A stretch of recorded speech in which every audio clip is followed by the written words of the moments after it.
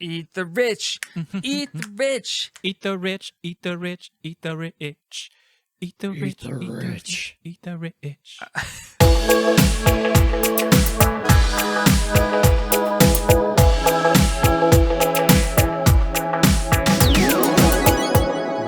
Wake up, Crimson Karma. Today is Thursday, April 15th, and we are Never Free to Play, a podcast where we talk about all the video games we wish we were playing. I'm one of your hosts, Karch Pulaski, joined by my co-hosts, Jason Wright and Sean Mybers. If you decide you like us and want to be our 50th sub on YouTube, subscribe to us on YouTube and podcast services, or find us on Twitter, where we are at Never Free to Play. If you have questions, comments, thoughts, ideas, feedback, please send it to us at neverfreetoplay@gmail.com. Jason, how you doing? You're back. I'm back. Yeah, I had to miss group week last week, but I did listen to the spoiler cast, and it is really entertaining. Top notch. Well done, Sean. I think, yeah. Well done, you. Since I'm going to have to go back and listen to it. The majority of the talking. Was that an insult? No. That was literally like, you carried the episode. I'm like a color commentator. Oh, my meaty Put the episode on your back. No, you were good for the fact checking. What were you saying, Jason? Oh, I said you put the episode on your back. I did. No, before that, though, you were saying something. Oh, I was just saying I was listening to it while working, so I might actually go back and re-listen to it to like catch more of this story. Because I heard a lot of the analysis, but you don't linger on the story part, so yeah.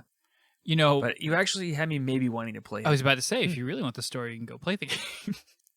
I don't want to play the whole game, but I might want to play the intro just to see if I can beat that intro mission, since you guys kind of described it as the tutorial of the game. So yeah, no, it certainly is, and it is hard. Well, not hard, but it's a tutorial that doesn't let you pass it until you've obtained a certain level of skill at the basics of the game. Correct. John, how you doing? I'm sleepy. It's been a long week. We had a big review at work. That I haven't been in charge necessarily of the review, but I've been in charge of all the like scheduling and reserving offices. And at the last minute, there was some COVID cases, so we had to pivot everything to online. So it's been a long week. I am looking forward to doing a podcast tonight, working one more day, and then be into the weekend. Woo! What about you, Karch? You always ask us how we're doing, and then we just kind of skip. Because I freeze up when people talk to me. It's so funny. Rachel was talking about earlier. It's like, isn't it funny that you can know all of your favorite songs and movies and TV shows, and the second somebody asks you, you don't know any of them? And the answer is, yeah, that's exactly what happens. It's like, hey, Karch, what's going on? Probably a million things, but I don't remember. Work sucks. Work's been long, and I also can't wait for the weekend. I held a baby today for about 30 minutes, and she's cute. My niece. On my wife's side. I almost said mother's side, but that would have been incorrect. And not helpful. And no. But yeah, that's it. I got nothing. I'm ready to. I'm ready to talk video games. That's what I'm ready for. Yeah. Let's do it. Okay, housekeeping. Like, sub, follow. We are at Never Free to Play. Give Karch a Twitter follow. When's the last time you had a Twitter follower, Karch? I actually just got one the other day.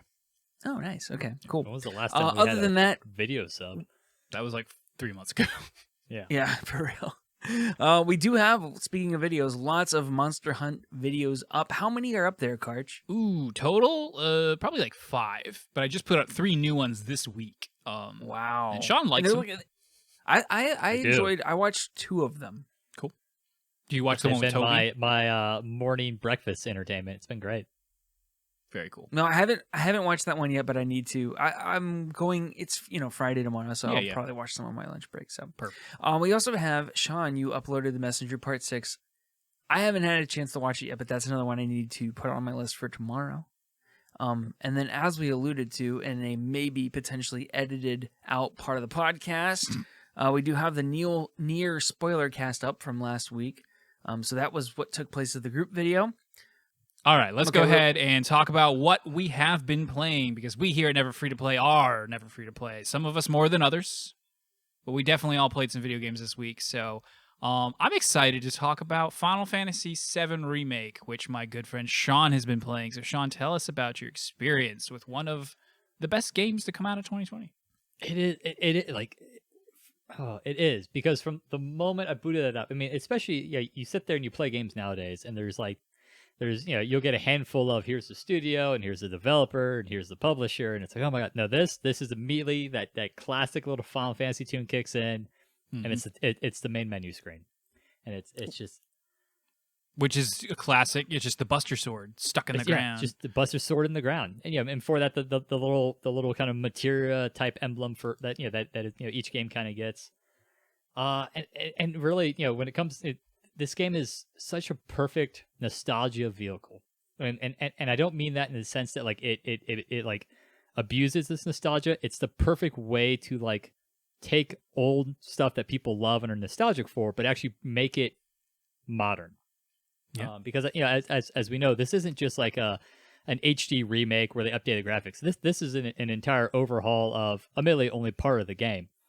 But you have such great set pieces that are burned into many of our gaming memories. Whether it's that that first cutscene of Cloud jumping off the train in Midgar, or even just I distinctly remember like the matte painting type backgrounds that they did in the original Final Fantasy, and like the one of like the Mako reactors, and then now to like have almost that perfect shot done again but in full on graphics has just been so such a joy, really, just to sit there and see again. The update stuff, combat's awesome. I honestly struggle to think of a combat system in a game that I like more than this. I like that it's real time. There is some agency to it, but also with the whole ATB gauge, it retains like the key components of the Final Fantasy turn-based style. And so you're working to load those ATP gauges, but essentially it works the same way. And then just the return of so many of the abilities, and it's just been playing it, and it's frantic. It's frantic, and it's hectic combat, but there's always that bit of control because you can not quite pause. Obviously, the combat still moves along at a snail's pace when you bring up your menus to cast spells or use abilities or hit your limit break. And so combat in this game is a definite, some games, it gets to the point where combat feels like a chore. We talked about that a little bit with like Nier Automata, where it's like, we like the combat, but it did get stale. Like this, I look forward to boss fights in this game. Like there's no sense of me dreading a boss fight. It's like, this is going to be awesome. Hell House, man. You didn't talk about Hell House. Hell House is an exception. Hell House was I did not enjoy it. You did not. I hear you. Well, so the problem I had with Hell House is very dependent, I think, on being able to like hit the counter element that he had. Yeah. And I forgot to like reset my materia before that fight, so all I had was like fire, and I was like, all right, well, I guess I'm just gonna stay alive and slug my way through this fight, and that's what I did. Every boss fight I did, every fight I didn't like was because of that. It was because they were like too heavily on a weakness because everything's about that stagger mechanic. And if you can't stagger them, you're not going to have a good time. And that's the thing is I was never able to stagger Hell House, right? Except for maybe like once early on. But for me, go ahead. Even the frustration, the spectacle of that being the way they were going to like, okay, we're not going to make it a regular enemy, but here you go. Here's Hell House. And so I really appreciated it.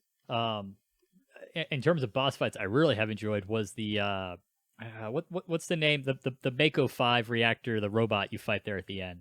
It's Air something. The one that looks like it has tires for like arms and legs and stuff. Yeah. And in the original Final Fantasy, it would like at some point in that fight, it would like hover, and then you couldn't hit your melee attacks. You need to focus on spells. And so the way they did it, where you're fighting it on that catwalk that Cloud ultimately falls off of, and that's like one of the big cutscenes, and even in the original Final Fantasy. The way he would hover off to the side and kind of replicating that mechanic from the old turn-based when you fought him, but the real-time combat was so cool. And that fight I greatly enjoyed because I was kind of with three characters I had good materia, and so I was getting staggers, and I was getting the wail on him with Tifa, and then when he would stagger, I'd swap over to Cloud and hit in Punisher mode and just tear him to pieces until because in Punisher mode you build up his ATP gauge so freaking fast. Yeah. So I have greatly enjoyed that game. Most of the so obviously it's only the first handful hours of Final Fantasy VII. Yeah, more than like that. at most, if you like kind of comb everything you can, Midgar might take like 5 to 6 hours. Yeah, that's I was thinking about 5. So now obviously this extends it a lot, and a lot of it I enjoy. I enjoy getting to spend more time with Jesse, Biggs, and Wedge. Just, in particular Jesse. Obviously, you spend a lot of time in, to the point where she's almost like a third in that Tifa, Aerith, and now Jesse like romance. That I'm sure people are going to ship Cloud with. But even you get to spend a little bit more time with Tifa. The Aerith scenes after leaving, falling out of Mako 5 is very much extended, and you get to spend a lot more time with Aerith, which was, and obviously the slight change there early on where you bump into her, which I don't want to get too far into for spoiler's sake, but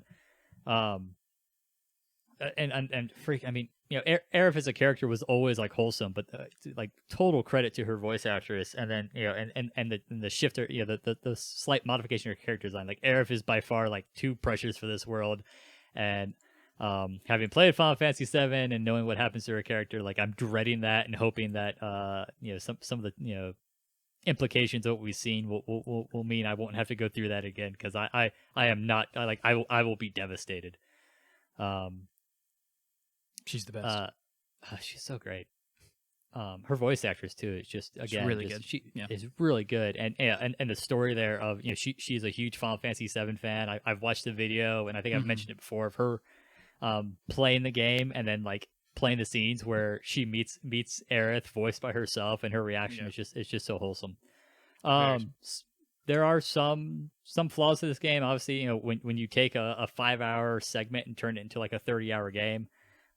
Not all the padding, so not all the additions have been solid, and some have felt like padding. There's definitely been some segments that have dragged. There's been some little annoyances of like, okay, you had me walk all the way here for a scene and then walk all the way back for another scene. It's like you could have arranged this a little bit better and not have felt like you were just killing my time. There is some quality issues I have found. In particular with like not the main cast, or like the Avalanche crew, NPCs, the voice acting and the quality, like the lip sync in particular, the voice acting, and to a lesser extent the quality of the voice acting is maybe it's just the fact that it's not as good as the main characters, and they're so good that it's apparent, but that does jar me every so often and kind of take me out of the moment. And even with the main cast, I've noticed, like, for whatever reason, Aerith's voice acting seems to me, or her lip sync seems to be off every so often, which has been weird. But I mean, not the end of the world, but it's just jarring compared to the game, because the rest of this game is such high quality, and it's such a beautiful recreation of this game and this world that we spent years knowing about and hours living in. And then the only thing that has annoyed me is there's definitely been a couple scenes that have been like don't quite make sense from the story, but are very clearly like intended to allow them to have a particular moment or have a particular scene. And while I can appreciate that, it is again just a little jarring and throws me off. But I'm just pretty much just after the plate has fallen, which I think means I'm probably somewhere around halfway done, if not probably over halfway done. I think, Karch, you were saying there's like 14 chapters, and I think I'm at least around chapter 8 or 9, if not a little bit further. So coming up on the end of the game, have enjoyed the little bit of mystery it adds in, because of the implications that this isn't just recreating the story of Final Fantasy VII. And then the final thing I'll talk about was Wall Street. And so Wall Market, sorry. Yeah. Read too much It's business. the Wolf on Wall today. Market. The Wolf on Wall Market. But Wall Market is already in the original game a very interesting scene with the whole still getting Cloud in the dress and trying to get the best, was it dress, tiara? There's a third component there. You're trying to choose. Wig, perfume. Yeah, there's actually like 5 or 6 of them. Was it? There's a lot. Yeah, more than I always remember. There's probably a reason I didn't get selected when I beat the game way back when. But that the entire way that they changed that, which one I actually felt drove the pacing of the game less. Like I didn't feel like the grinding stopped to the pacing. Like I remembered when I went through that in the original. But it was just, I mean, from the finger massage with Madame M, all the way up into obviously Cloud getting in the dress and the rhythm game that goes with that and the following scenes, which if nothing else is one of the most memorable scenes I have had in gaming in a very long time. And I can't wait to get to the weekend. It's one of those games that if I'm gonna play it, I know I'm gonna play it for hours, and so playing it in the week is kind of like out of order because I'll be up way too late and all that. So it's like I can't wait to get to the weekend because I know I'll at least be able to dedicate a good chunk of time on either Saturday or Sunday to play through another good chunk of this game. Cool. How do you feel about the side quests? I like they don't bother me. They're very. I don't find them overly tedious. And part of it is because none of them are all that long. No. And they're in one area, and you do them, and it's nice because a lot of time when you finish them, it lets you warp back to wherever the quest giver was and close the side quest. So they've been very quick to close out. I will say I can't think of really any of them necessarily adding much to the game. So in that sense, they are padding. It's not like I get extra scenes with the characters that are meaningful. I mean, you get them talking to the quest giver of like, yeah, that was great, and either Tifa or Aerith, which are the two main batches of side quests I got when you're with them, being like, yeah, this is great for you building your reputation as a mercenary. But the side quests haven't bothered me as much as certain segments that are mandatory to go through that just go on way too long. Yeah, I hear you. I just think there's too many. I think if you want to do them all, that's when it feels like tedium. If there were like 3 less in each section, like let's get rid of the find the cats thing. Like let's get rid of the literally which amounts to go talk to this person and then come back to it. Like just get rid of those. Just get rid of them. They're not necessary. But I enjoyed the side quests I did, and then when I didn't want to do them anymore, I stopped. So, and then my last question for you. Oh, go ahead. Just say like I do like because the 2 scenes where I've done the side quest, which has been Tifa, after you've done the first, the done Mako 1 that attack, and Tifa be like, oh, stay a while and all that, and she sets you up in the room, which was a nice scene, and like they're them being done makes sense. It's it's like this little kind of slows the pacing, lets you kind of get into the groove of being the character, and this is Cloud's life. He's a mercenary, and then the same thing later because now you're with Aerith, so it lets you almost kind of. I enjoyed it because it let me like slow down and revel in the moment of like Cloud with Tifa and Cloud with Aerith, and getting to kind of enjoy just the feeling of like those interactions. Yeah, no, I agree. I think they were trying to do something, and I think for the most part they accomplished it. My last question for you is: what's your favorite glow up character wise? Like it sounds like it's Aerith, but of from the old game to the new one, that with the ability to see an actual person essentially and have characters be fleshed out more, where even Biggs and Wedge now have you have a real attachment to them. Who's your favorite character now? I think it's hard not to pick Jessie for that. Mm-hmm. Because she her character was so minimal in the first, and she's so fleshed out, and you get to learn about her mom and the tragic story behind her dad, and how she had this career at the Gold Saucer, and having played the game, knowing what the Gold Saucer is, and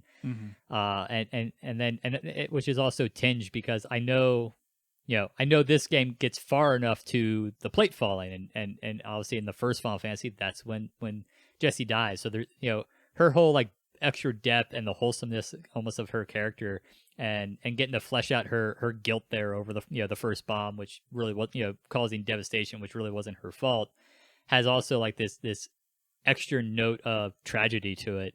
For sure. I think makes it land a lot better. Aerith's character is it's not that we've gotten a ton extra there. It's just that that the voice actress has brought that character to life so perfectly, and so wonderfully. But I think Jessie the most. I am interested to spend more time with Barrett. It's been interesting to see, and maybe I just don't remember it from the original, but he's got this obviously he's a tough guy, and he plays a tough guy, and then there's moments every so often where you can see him being like, I don't want to do this, but I'm a tough guy. I'm gonna make myself do this, and that's been kind of fun to watch in his character. Yeah. And again with the voice acting, his reaction when the plate fell, and then find out that Marlene was still alive, and wanting to find Marlene was gut wrenching, and put a real drive to get through wall market into Sector 5 as fast as I could in order to like get him to reunite with Marlene, which probably meant I missed like a couple chests along the way for all I know, but That's okay. That's really interesting to hear you say, because as someone who's played not much of the remake and percentage-wise even less of the original, it's interesting to hear you talk about it, and it makes me wonder, do you think the developers made this with the kind of the veterans in mind, fans of the original, or did they make it in mind to have that mass appeal maybe for a new audience that just wasn't, maybe even alive when the original came out to play it and maybe wants to pick up here? What do you think their intent was? I think they walked that perfectly. So my wife has been watching me play, and she's never played a Final Fantasy, but she's played Kingdom Hearts extensively. So she knows of the characters. In fact, I texted you guys either earlier this week or late last week that she was like, yeah, this game is a lot like this is a Final Fantasy is a lot like Kingdom Hearts, and I had to like glare at her and be like, no, Kingdom Hearts is a lot like Final Fantasy. Let's get our order right here. But like she is enjoying the story. I think it maybe certain beats don't hit as hard, but they're still meaningful, and it's still an enjoyable story for her to watch. But things hit much harder for me because I also know how this story is supposed to play out, and have already a built-in attachment to this character, and so getting to see them fully fleshed out is more meaningful to me. But I think it's still a game for a new person it's still very well done and still very enjoyable. Yeah, I mean, Nomura and Kitase, the two main guys leading up the Kitase specifically, who was the lead designer, lead producer. He was one of the head honchos on the original 7, and maybe even part of the scriptwriter too. He had he was the writer. Okay, so then to have him back. If I had to pick one, Jason, I'd say they're doing it for the fans, but also you bring up a good point about how this, a lot of people who are playing this might not have even been alive when 7 was launched, but 7 transcended its launch. 7 is a game that people go back to play, and maybe who still don't even like, to this day. Like, I don't like RPGs, but I like Final Fantasy 7 was a sentiment that shot it to popularity back in 1997, and it's a sentiment that continues to prop it up all these years later. And obviously 7 has the moment of gaming that is gaming's equivalent of Empire Strikes Back, Luke, I am your father. Yeah, pretty much. But we won't spoil that. I was gonna say that's so funny because I'm sure we've talked about that, and I still don't know. We talked about it like not even a week ago in our chat. That's funny. So that's okay. Well, don't funnier. tell me because I forgot. It's not like you're gonna play it. You already gave up. No, I gave up on the original. I haven't. I promised to play the remaster when Sean played it. Remember? Oh, I didn't. Like, I just assumed you weren't going to. You better get started because I'm blitzing through it. Also, okay, if you have officially given up on the original, I guess when I beat the messenger, I will be taking over your playthrough. That's so generous of you. It is very generous of him. It's selfish on his part, though. I'm very angry. All I was gonna say is that you had originally said you were gonna play this in June, I think. So the latest I could start in June. It all depended how much I liked Monster Hunter. June. I don't think June was ever I think it was always going to be April, but then the Intergrade expansion Yuffie story thing happens in June. I think you're thinking of that. Okay. And while I started it to play alongside Sean, first of all, Sean just started blitzing through it. I was like, "What the? I can't keep up with that." Sean will do what Sean will do. Sean will do what Sean will do. And then I'm not quite feeling it right now, but I might. I'm still playing it just like itty bitty pace, and then I might just kind of stall until June, where I can play it on my PS5 at full PS5 glory. So, but Final Fantasy VII is a dumb game. I want to hear about KOTOR. Jason, can you tell me more about KOTOR? Knights of the Old Republic? I absolutely can. Star Wars Knights of the Old Republic. Let me tell you about it. So I was playing this with Greg last week when we actually streamed it. First time, right? Funnily enough, yeah. First time on Twitch, yeah. No, first time for you. Oh, yeah. First time ever playing Knights of the Old Republic. Correct. Do you actually know how this game came into existence? I No. don't. Tell us, Sean. Tell us. So Lucasfilms was making Episode 1. So we're back in 1999. Decided they wanted to release they wanted a big Star Wars game. Obviously, they were making some small ones there for years. Stuff like Rebellion. You'd had the not Jedi Outcast, but the Force Rising 1 and 2 before that, the X-Wing games. But they wanted kind of a big, in-depth Star Wars game, and so they went to Bioware, and they got talking to Bioware, and they're like, yeah, they gave Bioware two options. They're like, you can either make a movie tie-in game, or you can like pick something else in the pick another time period during the Star Wars galaxy and set it there. And Bioware was like, well, we're not doing a movie tie-in game, and decided they wanted to set something so far in the past that it would more easily allow them to do whatever they wanted to do. And that's how we got going basically back to the hyperspace, just shortly after the hyperspace wars, and Knights of the Old Republic. Ta-da. Wow. It's nice to have that little chunk of history to go with, this. I love like the universe of lore around all the Star Wars stuff. But yeah, so this was my first time playing it ever. I actually remember I got this game on the Xbox for my birthday around, it had to have been 0304, somewhere in there. I don't know if I got it Xbox exclusive when it came out. Yeah. That was I remember that being a huge deal, but yeah, we had just gotten an Xbox, and so I got this game, and it was like my birthday is in the beginning of May, so I played this like maybe the first hour of this game with Greg, like just the intro kind of tutorial part, and then I had to leave. I left to go to my dad's for the summer, and Greg beat it by himself while I was gone. And then he didn't want to play it when I got back. And he was like, always growing up, we'd always play games together. And so, we just never circled back to it. So this is my first time kind of like replaying past that little intro portion. And I got to say, I do feel like it holds up. There are obviously graphically, it's a little polygonal. You can tell it comes from that era, even its form on Steam, which is where I'm playing it.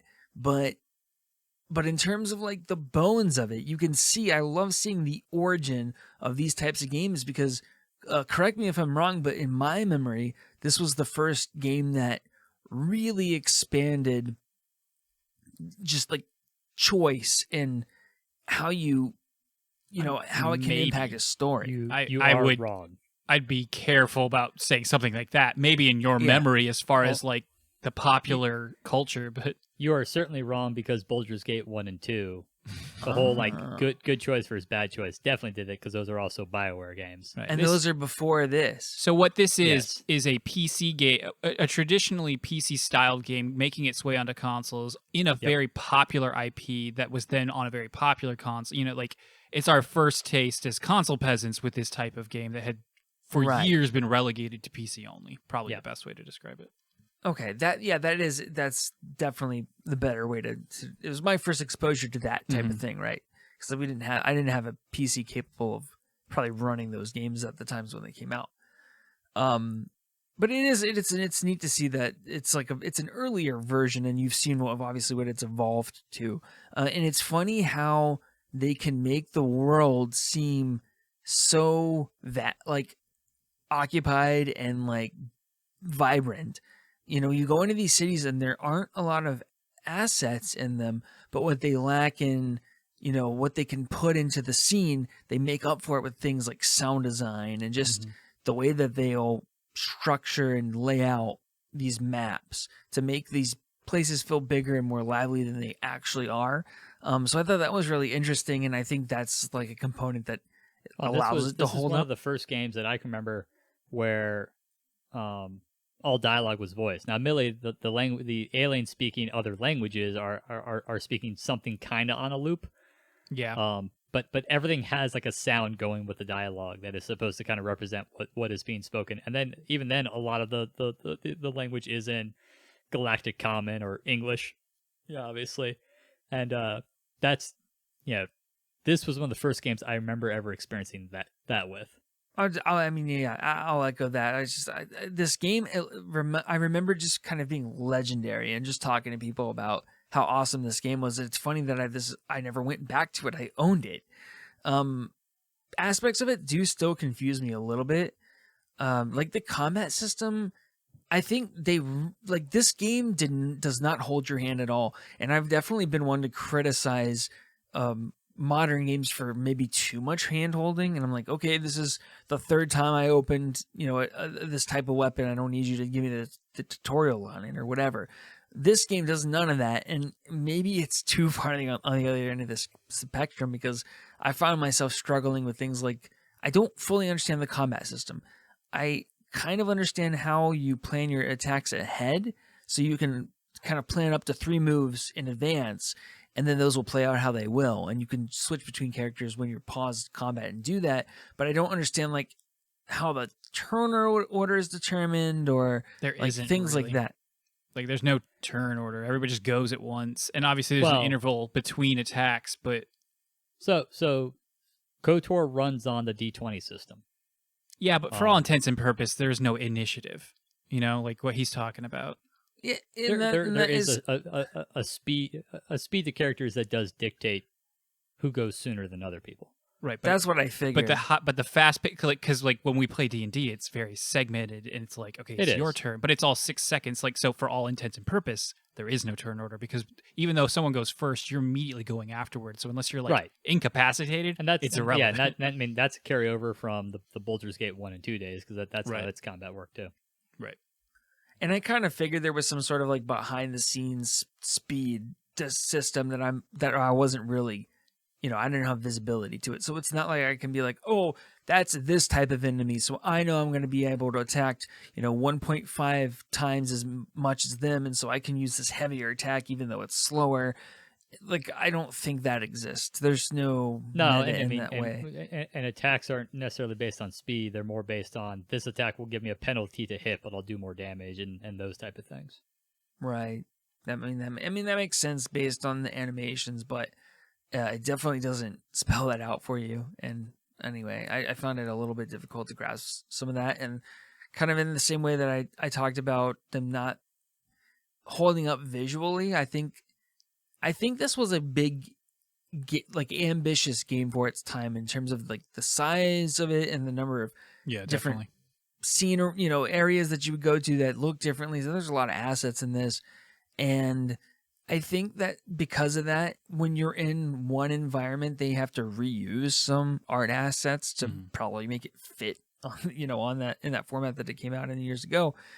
So I find myself getting lost, like kind of the same way I get lost in Final Fantasy VII, where everything looks so similar in one area on one planet that I'm just like, I have to toggle back and forth to the map, but then I don't think the map's great anyway because there's no compass on your HUD. Getting to the map is not great either.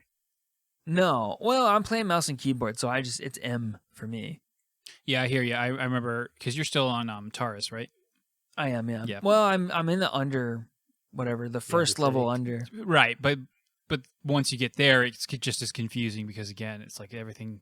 It does have a sameness. It's something I forgot to mention on the Nearcast last week, but it's that perfect size and distinction where like I still use the map sometimes, but the map actually sucks in Nier. And I was able to memorize the map, and that's not something I can say about a lot of games these days because they're too big, or it's just not necessary. But yeah, I hear you. The map in KOTOR's.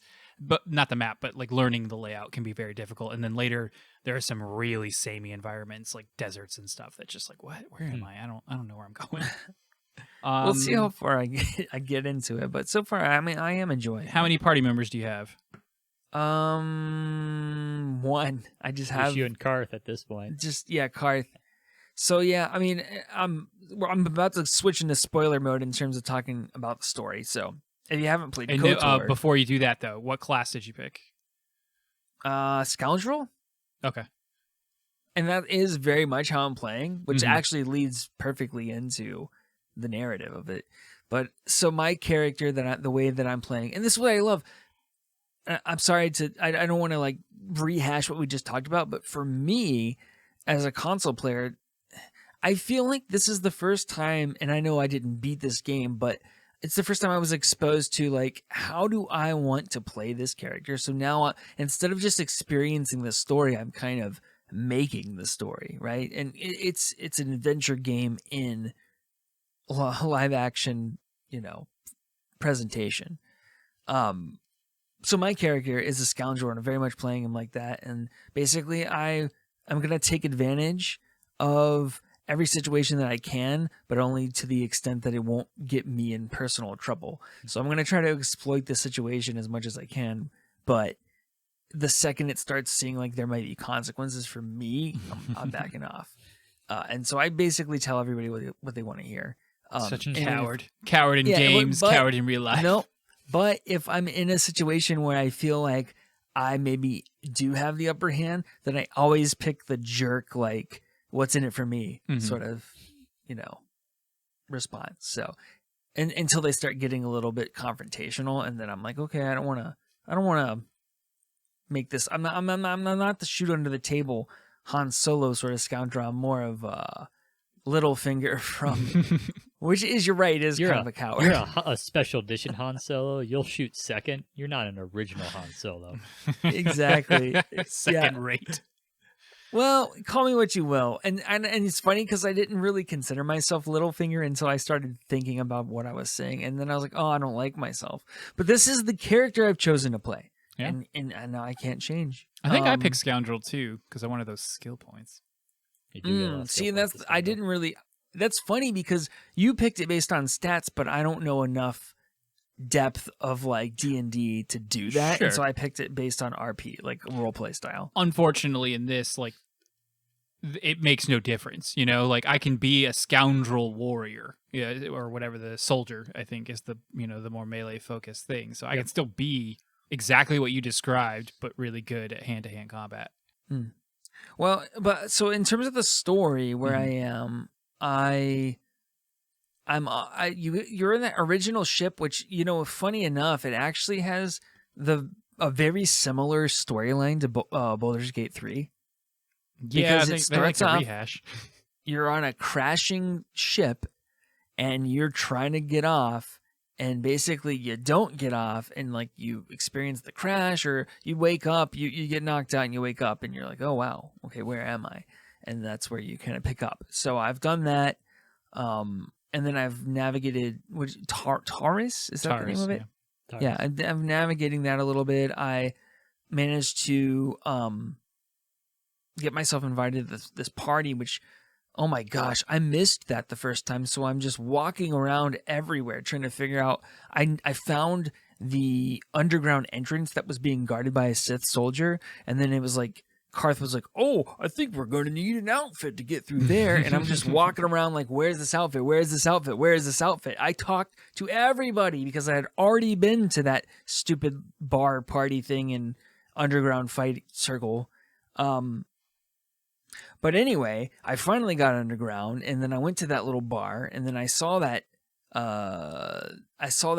really impressive hitman dude. What's his name? What are those dudes called? The hitman dudes? Bounty hunter? Yeah, bounty hunter. Saw the really BA bounty hunter like killed 2 people in the bar. Then I went to talk to him, and he was like, "Don't talk to me." 1. Oh, him. Yeah. 2. Cardo Nord or something like that. Yeah. 3. Yeah, exactly. Kato Nord, I think.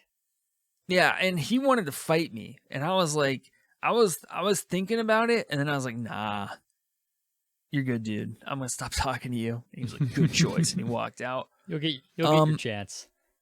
I don't know if I will. Don't know how I'm gonna play.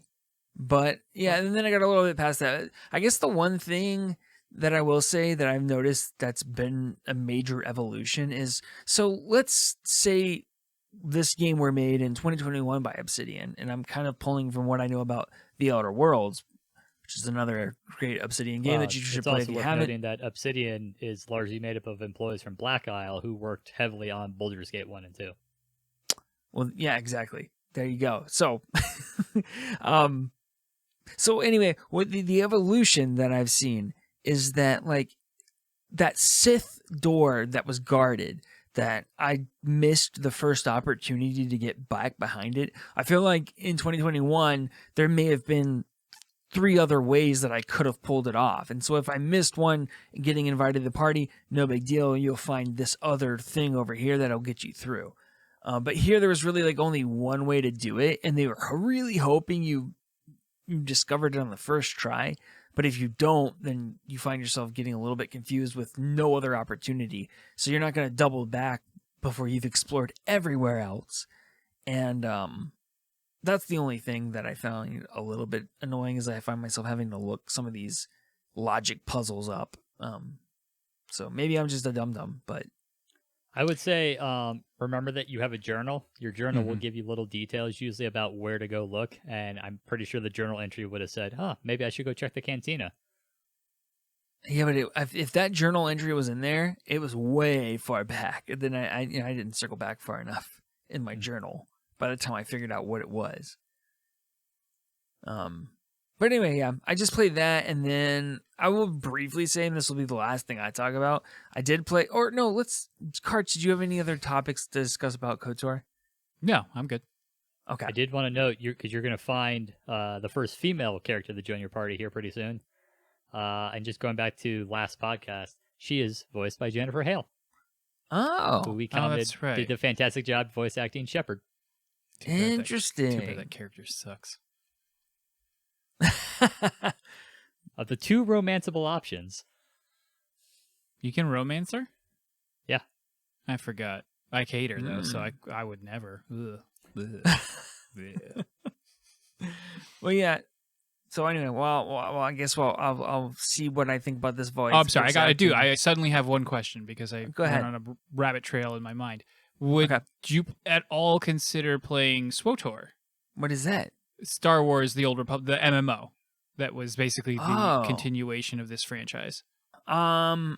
It depends on, honestly, the thing that's hooking me right now the most about this is the story. So it really would depend on how they handle narrative in SWTOR, because I'm not in this for the combat mechanics. Right. And usually it seems like MMOs are more about grinding. And This one has one of the better stories. It's very KOTOR, like the presentation is very KOTOR. The choice is almost non-existent, because it is an MMO, but just something to consider because we could all play that because it's free to play. I mean, I would play it with fun. you guys, but Never I would played it. not play it by myself. That's for sure. Right? No, yes, under the caveat that we would all play it together. Okay. Well, in that case, yes. Cool. All right, move on. Okay. Well, Karch, why don't you talk about something you've been playing? 'Cause All right. doing a lot I of talking. forgot to mention this last time because I had played it before we recorded, but again, it slipped my mind. But I played the demo for our Resident Evil Village, also referred to as The Maiden. I turned the lights off. I put the headphones on, and it got spooky. There's no combat in this demo. At least, rather, your character can't do any combat near the very end, and it's very short. Some combat can happen to you, which is what I was afraid of. I was just like, wait, what does that mean? Does that mean I don't get a gun and everyone else can just like chomp on me? And the answer is yes. Ooh. But you don't meet anybody till like the very tail end of a thing. Anyway, it's great. Like I said, I set the mood so it was really spooky, and I literally had to like pause at certain moments because I was like, I can't.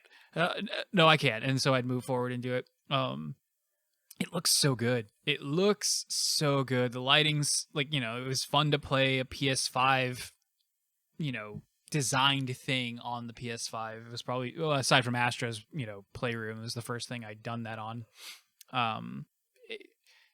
It's classic Resident Evil. Like, it's so funny. I've played very little of the series, but I have played through 2 whole games and then parts of others. And it's just, even though we're now in 2021, I can feel the DNA still there. I got stuck on a puzzle, like right out the gate. You're in this dungeon, you have to escape, and you have to just double back. You're supposed to get to the end. You see, like, oh, I can't get into this thing, and then presumably you're like, oh, I must have missed it, or I got to go find this thing I didn't know I needed. So you do, but then I just didn't go into this one dungeon cell. At which point, this like person or body that was there was there, just wasn't, or something like that, and then I pulled out, I got the thing, I got the key, And then you go out of the dungeon into this really dimly lit but very, very old, fancy like mansion. And the footsteps, man, my footsteps. I'm like, are those mine? Are those somebody else's? And then sometimes it was either or, or sometimes it was both. And you could hear people like just walking on the other side of a door. And like, I don't know if it was designed in such a way that like they would ever actually be on the other side of the door, but I made sure not to open that door. Did any of the sound effects come through like the controller? Because isn't there like supposedly a better speaker? I had my headphones on, so I don't know. Oh, okay. Because I gotta get my PS5 into my room so I can play grown-up games. It's kind of cramping my style, unfortunately, having it in the living room, even if it is on the nicer TV.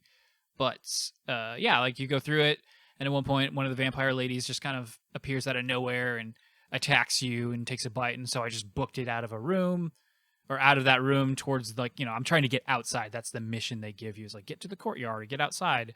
And I go to open the door. I finally got all of the stuff I need. I go to open the door, and there's a big, tall, mommy-dommy vampire lady.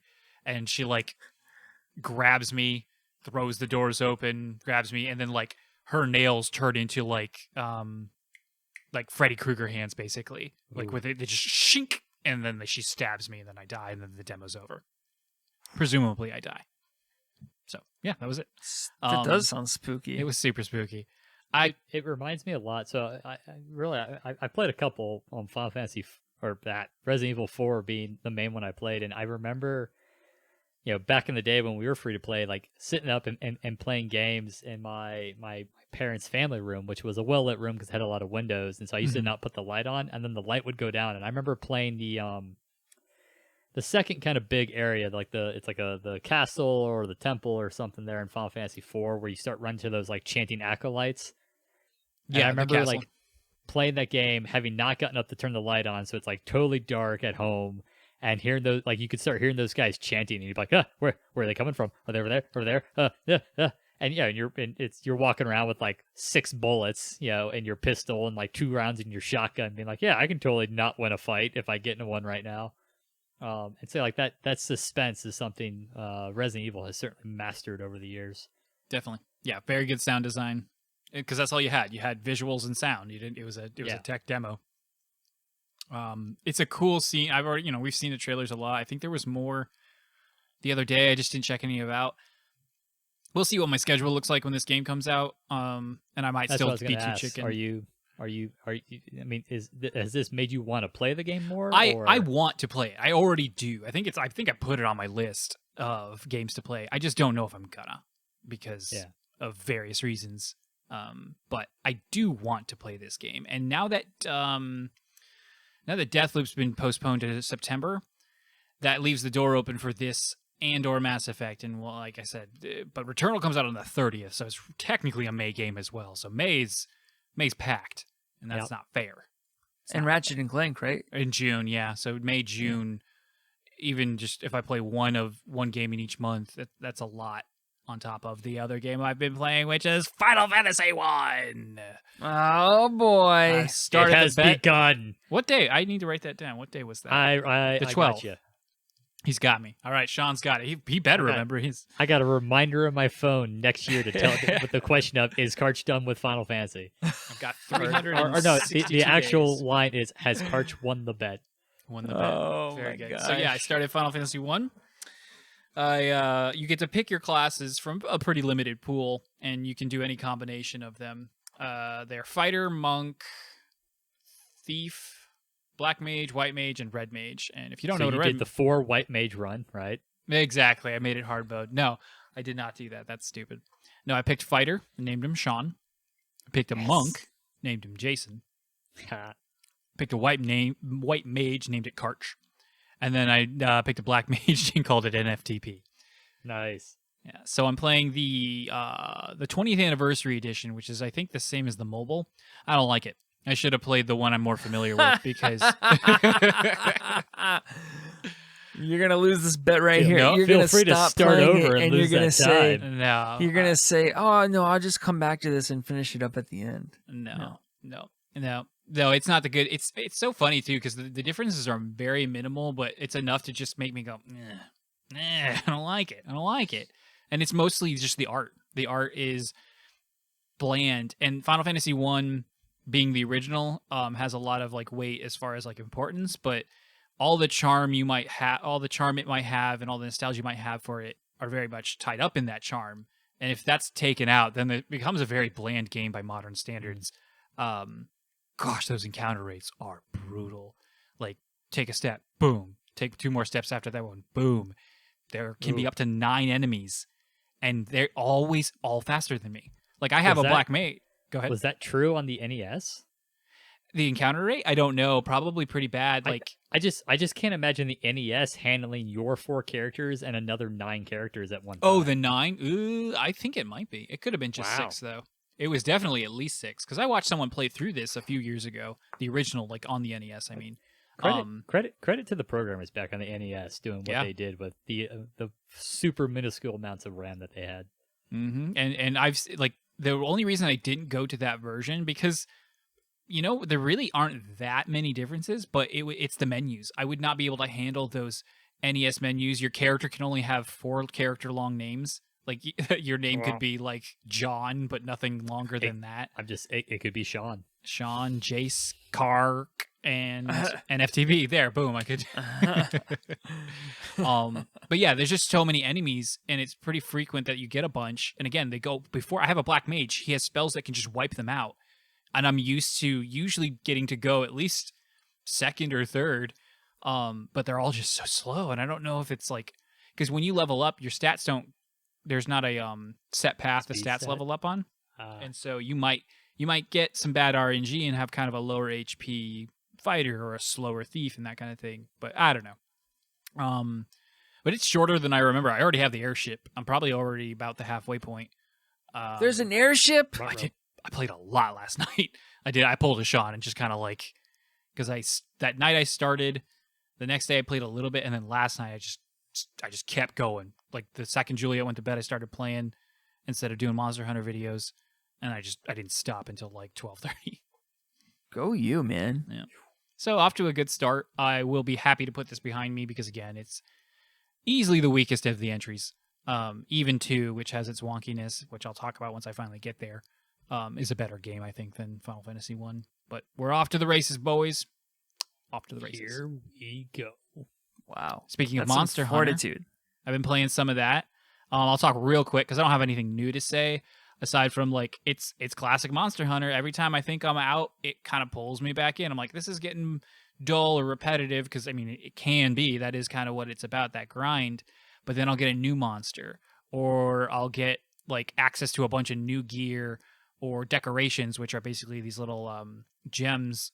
So the armor have skills, and then the skills can be like compounded, and you increase the level and the effectiveness of that skill. Well, you can also slot basically, you know, what is the equivalent of 1 level of that skill into armor. So if, like, I like this set, but I don't love, yeah. So I don't love, like, I like this armor, but it has some of what I need, but not everything. But this armor doesn't either, because that's a classic Monster Hunter thing. You got to do a lot of mixing and matching. Well, these they call them decorations, are these little gem slot things, whatever you want to call them, kind of alleviate that a little bit. Like, okay, well, you've got your base armor, and now you can really tailor it to how you want to hunt, what kind of weapon you're using, what your strategies are. And so I unlocked those, and that was really fun, because now I got to worry about that on top of everything else, and I got a new level of weapon. So, and it's fun to do the recordings for the channel, so I like that. I roll credits for whatever that's worth.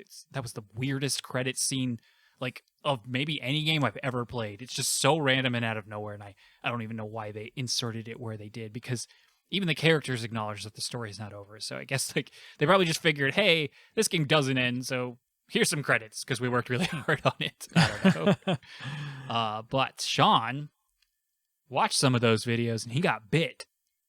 He got bit by the monster bug. So tell me, Sean, about Monster Hunter World. Well, so even before your videos had gone up, I had committed when we made our list that I was going to go play a Monster Hunter. So I downloaded Monster Hunter World because it's on Game Pass, and it seemed the easiest way to try out Monster Hunter. And I did a couple hunts, and admittedly, like, those early hunts in Monster Hunter World you're not even fighting big monsters. You're fighting like little, hey, go kill 6 of these tinier monsters. Mm-hmm. And it was fine. It was fun. It's a gorgeous game. The character creator is strangely in depth, which was not something I was expecting, and I spent more Very time robust, on it than I was.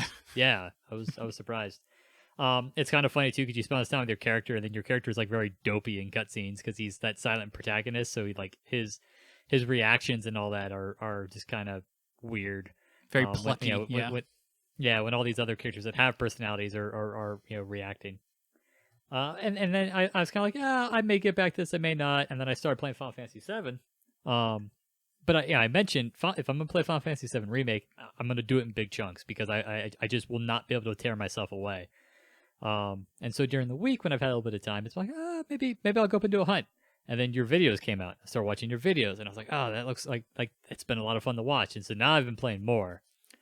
And so I've only done, I think, like a half dozen hunts and a couple expeditions in World so far. I started off with Sword and Shield, and I've now shifted onto the Charge Blade, which I am starting to get the hang of and kind of really enjoying.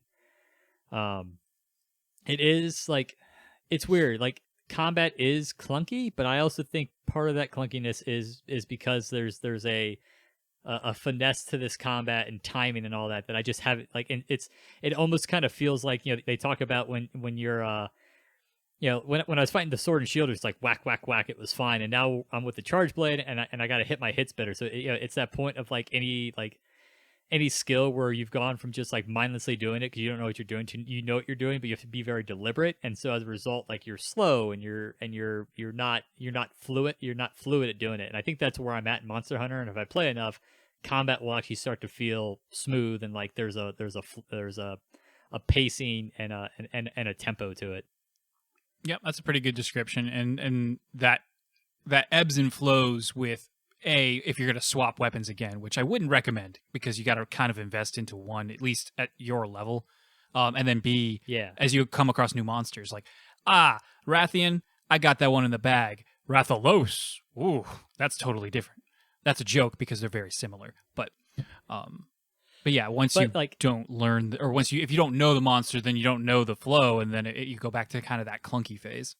Yeah, and that's like... It's been fun because some of the monsters you've hunted, I've now run into the was it the Puka Puke? Mm-hmm. I've hunted that monster now. I fought that one once, and so it was kind of like, oh yeah, I kind of know what he's gonna do because I've kind of seen this, but obviously they're two different games and things have changed up. Yeah. I've also got bit by that bug because like I killed the Puka Puke and I was able to build like I think a helmet and like a chest piece out of it, but now I'm like, no, I need to go find another one because I want to be able to build the boots and the gloves and the belt out of it now because I need better gear. So I do ultimately, I think, see myself playing a little bit more of this than I'd originally expected. It is fun. It is a nice. It's great because I mean they give you 50 minutes for a hunt, but by and large I haven't really found a hunt that takes long. It's not like they take usually longer than 20 minutes so far. Right. And so it's nice to just hop on and. Obviously, the load times on. I'm gonna have to move this onto my Series S because one, apparently it's only like 54 gigabytes, so that's not that bad. I'm gonna get my Series S because that'll cut down the load times. Because on the Xbox One, good lord, the load times are long. And if I get on my Series S, it has the potential with those short load times too of being like, I'm up in the morning, I got like 15 minutes to kill before I need to like get ready for work. Yeah, I could probably go kill a monster in that time. Sweet. So I'll probably be playing this one as my secondary game for a little while, and yeah, I think what I'll probably do is I'll probably finish whatever its storyline is. I'm not going to play Iceborne because Iceborne is extra money. It doesn't come with Game Pass. Right. And then I'll probably be happy there. But I am kind of happy to have played Monster Hunter. I am somewhat tempted to play Rise, but we'll see how things play out. Well, I am very glad to hear that you're enjoying it. Because I love Monster Hunter. So. It is extremely like, especially with Charge Blade, because there's the one attack that like it empties out all of your vials and it's just a huge hit. It is extremely satisfying when you land that hit on a monster's head. Like there is a dopamine there to be like, yeah, I timed that perfectly, and that monster is now like on the ground stunned, and I'm wailing on him with sword and shield trying to rebuild my vials so that when he gets back up I can hit him hard again. Like it is, there's a definite gameplay flow to this that I do enjoy. Cool. And I like too, like, and maybe I like it almost more because I am coming into the game in a later entry, but like there's an established like history and lore like to this game, just because of the games that have come out, and it's kind of like and this is something I like in novels, like it's kind of fun to walk into that where everything just is kind of established and it exists, and it's not like, oh, this is the, it's like, oh, you've never seen a Palico before. It's like, no, I have a Palico friend, he's my friend, and I was concerned about him when we shipwrecked and he wasn't with me. Yeah, that's a very good point. There's no right. We don't have to relearn. I mean, yes, there are some gameplay tutorials, but you're not relearning what is Monster Hunter. Even this game, which was the first console one since the Wii, and obviously to incredible critical and commercial success. It's nice to have that. Like, you're smart, you'll figure it out, or you won't. But either way, we're not telling you. Yeah, and like I like walking into a game that is just like, this is the world. This is how you would kind of learn this if you were to drop into it right now. Like, it exists as it is and has been this way for a time, and you live in it now. So yeah, it's immersive. It is immersive. Jason, also eating's a lot of fun. Mr. Family Man, what you been doing with that boy of yours? Oh, so many games. Luke is becoming an addict. I'm starting to get concerned. Uh-oh. He's so young, too. I know, right? But they're paying. It's like they're paying him to play. It's like you're paying him. Gosh, I feel like it. I'm paying him something. Every time we come to the computer, he's like, hey, Dad, he's getting really into game trailers. He's like, Dad, let's watch game trailers. And so we'll watch some. Usually we're like, whatever. We just go to Game Pass. And if we find one that strikes us, we'll just download it. Well, I thought since I had Game Pass and then EA, whatever, that the Lego games would be included, at least some of them. And turns out they're not included with the EA Pass level that they give you. Are the Star Wars ones not on there? They were. They're on there, but they're not included. At least not on PC. Really? Okay. I think they are included on console.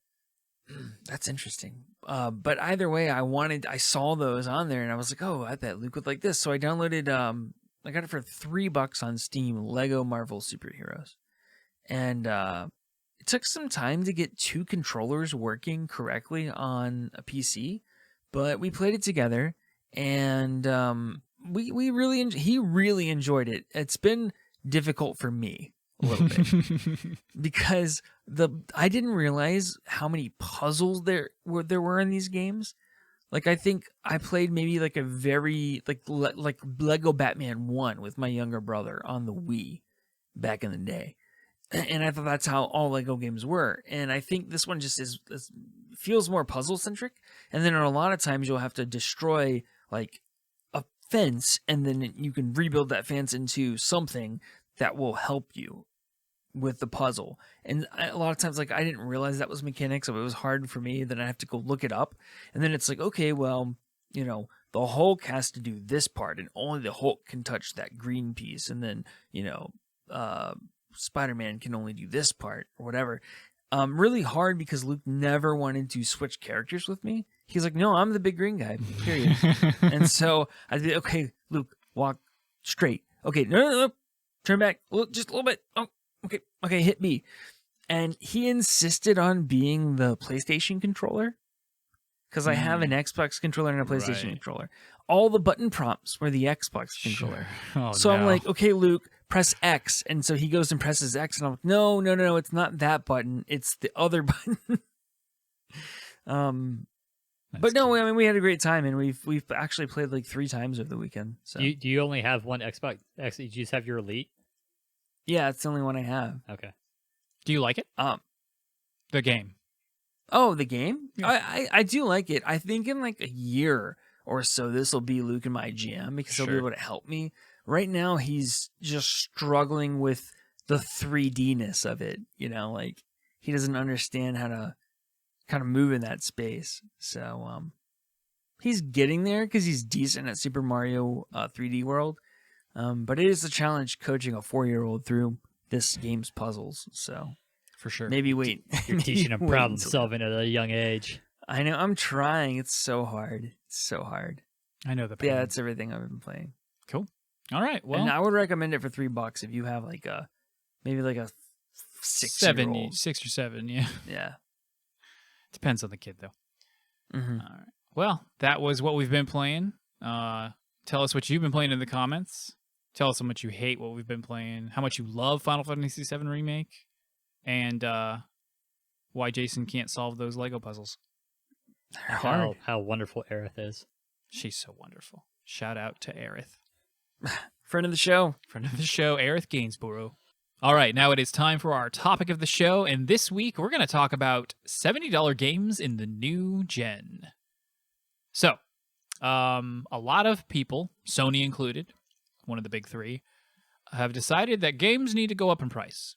It's been a really long time since that's happened, at least for the more high-fidelity AAA studios, because technically Nintendo did it not too long ago, but that was from 50 to 60. Anyway, I'm getting ahead of myself.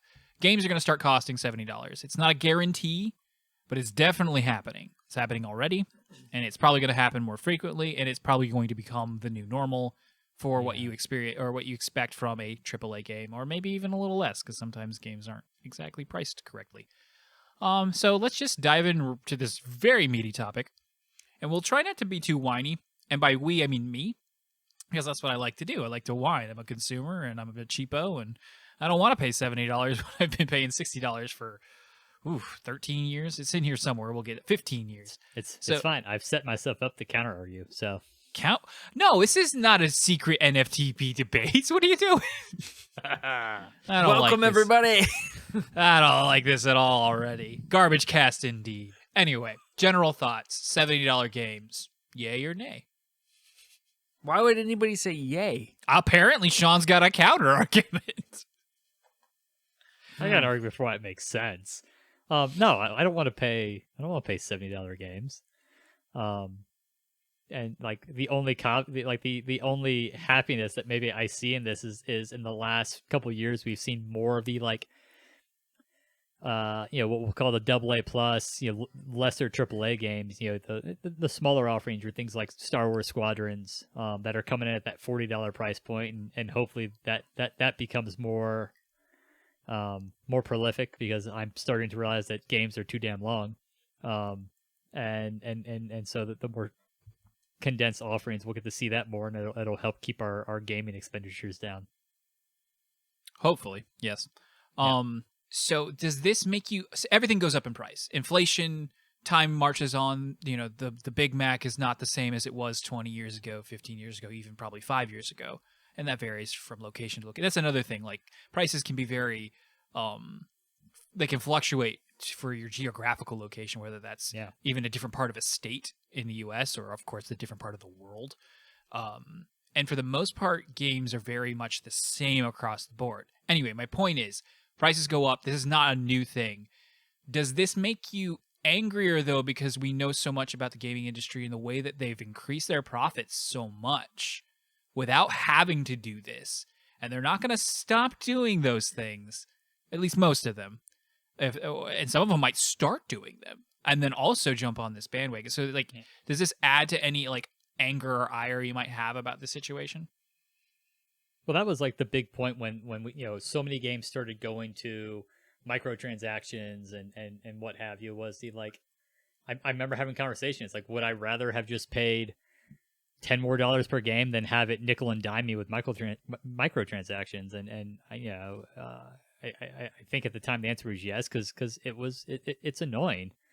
And to your point, Karch, I did a lot of my metrics going back to 2001, because I kind of consider that the dawn of the current era of modern gaming that we're in. And the gaming industry was worth, I think, about $18 billion, and now it's $60 billion. Large. I think I read that's larger than the box office industry, and there's like two other. Streaming it is industry. Larger than the music and the box office industry. I know that. And the streaming. All of music? I think so. That's what I read on the gaming infograph. is the largest entertainment somebody industry. check me on it. What'd you say, Sean? I think gaming is the largest entertainment industry. That is, I mean, I would believe, but I don't know. I don't know. That's crazy. That's crazy. Music's stupid anyway. So like money is being made. And I hear people like, yeah, but it costs more to make games. It's like, yes, but also one way in which you make more money is by selling more product. And you know, an example I pulled up was Grand Theft Auto 3, because Grand Theft Auto 3 came out in 2001, and it in its lifetime sold like 14.5 million copies. You jump ahead to Grand Theft Auto 5, which has sold 140 million copies, and you know, counting. So, you know, in those 20 years, the sales of you know, arguably two of the biggest games when they came out have increased tenfold.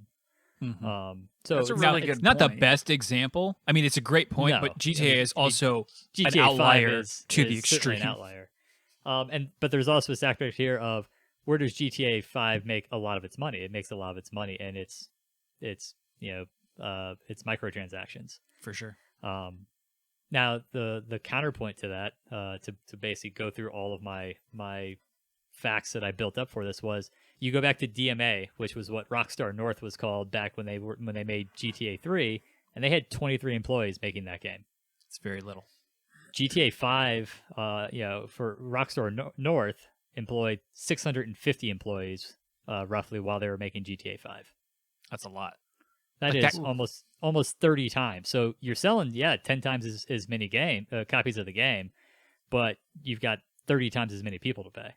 Fair. But And that's the fact remains is that the profits still speak to a situation where it doesn't matter that that ratio is a little skewed. You know, 10 times is much smaller than whatever the other number of times you said. 30. But those that number only, or that comparison only matters on a significant scale if you're paying every single one of those 650 people roughly the same amount of money, which you absolutely are not doing. right. So, and even That's if a really you good were, point. like, I don't know. So, Jason, walking back a bit to my question, does you know, again, prices go up. You're the professional consumer out of all of us. You love to track this stuff, but you also love a good deal. Like, does this stick in your craw more than it would normally in any other industry that you like spend a lot of money in? Oh, that's a really tough question for me to answer, because I thought about it. Because initially my reaction was, yeah, this is really frustrating. Like, I don't want to pay $10 more per game, especially when, like what we mentioned, it's not like the microtransactions are going away. It's not like the DLC is going away. The value proposition isn't there to justify the $10 increase. It's just they're saying, well, now's the time, you know, we haven't increased the prices in a while. We're just going to go ahead and increase it. That makes sense if you're a supplier to a company. We do that sometimes. Hey, costs have gone up. You guys have had the same price for X years. Like, we have to, the contract is up. Okay. We're renegotiating the contract and we're raising our price by X. But That's like, not has how the you cost treat of games not consumers. gone, like, to make a game has gone up. No, I understand, but that's not how you treat consumers. Consumers, you have to have value proposition to justify the increase. So you have to market it in such a way of, what am I getting for that $10 extra, which you can only answer if you say, well, look at games in 2005 and look at them now. That's the value proposition. Okay, well, you should have scaled it up. Like, consumers just don't take kindly to a $10 increase for seemingly no reason. And Sean, to your point about it doesn't matter that it costs more, because certain games only cost more at certain companies. Some companies probably haven't like astronomically raised the price of the cost it takes to make video games, and B, but, like, they have found if we focus new on AAA games. AAA games cost more to make. Right, they do. But AAA games have also leveraged the most out of any other section of gaming, except for maybe mobile, the ability to squeeze every last penny from its consumer base. Yeah. Like, they aren't, there is no justification for this. Like, there is no, like, even when I try to step into the boots of the CEO and the business, become the brand manager and the business guy, there's no justification for it other than make as much money as possible, which is not a justification. Well, it is to them. So, but when I think about it in my head, I think to myself, okay, but Jason, how many $60 games have you even purchased in the last 2 years? For me, I think I could count, in the past 12 months, I can definitely count on one hand what games I've purchased for $60. So I think I bought The Last of Us Part 2, and I bought Baldur's Gate 3. And I bought the Super Mario 3D World collection or whatever. Similarly. So that's my point. I don't. When was the last time any of you bought a microtransaction? Say again. When was the last time either of you bought a microtransaction? Never, but that doesn't matter because the Right. industry is still supported by them. Yeah. But well, that's not entirely true. I'm sure. I guarantee that. But if we just do 5 years, I'm sure I bought something. DLC or microtransaction beyond sticker price of the video. I guarantee I bought something. Yeah. And we can drop back to the late '90s and kind of the introduction of expansions and which are essentially have in some ways they're DLCs or the first kind of small crap things like what was it? Was it Horse Armor in Oblivion that I remember causing like a huge stink? It's like the first of these little additions to games. That was the pebble that started the avalanche. It was, but like it's also well established that like for like GTA 5 going back there that like it is whales that it's the game getting its handful of whales that make the vast majority of money on microtransactions, and a lot of people play the game without ever spending any money on that. True. So there's an argument made here of could they be looking for a more reliable income than those microtransaction whales? I agree. Maybe. There's also a point here to be made that the order in which they did this meant that we all basically bought into and allowed microtransactions to exist before they jacked up the price of games, and we are now kind of stuck in this world. But yeah, that's again how you treat, as a supplier. Maybe you can pull that move, but you don't do that to your customers. Well, they're doing it. Yeah, and some are doing it more creatively. For example, Final Fantasy VII Remake, as we talked about earlier, is getting and other games have as well, they're getting a cross-gen update. So it's a PS4 game.